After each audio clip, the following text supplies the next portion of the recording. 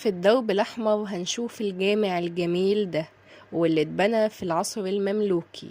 بناه الأمير الطنبغة المرداني، واللي كان من أمراء السلطان الناصر محمد ابن قلاوون.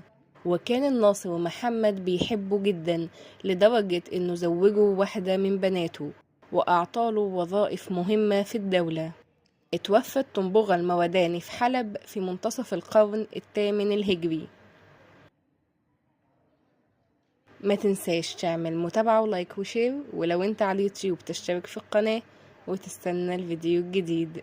دي كانت حكاية جامع الطنبغة الموداني، نتقابل ان شاء الله في حكاية جديدة.